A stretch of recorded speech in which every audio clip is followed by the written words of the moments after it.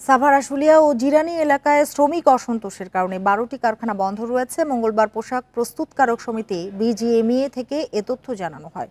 সংগঠনটি জানায়, শ্রম আইন 13 এর এক ধারায় এসব কারখানা বন্ধ রাখা হয়েছে।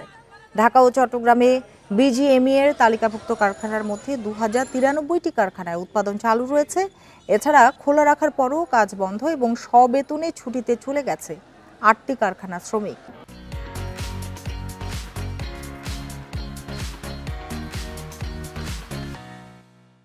বিজিএমইএ জানিয়েছে, 95% বেশি কারখানা অক্টোবর মাসের বেতন পরিশোধ করেছে। এছাড়া গাজীপুরের কাশিমপুর ও জিরানী এলাকায় 2 গার্মেন্টসের শ্রমিক সংঘর্ষের ঘটনায় ডরিন গার্মেন্টসের 3টি কারখানা বন্ধ রয়েছে।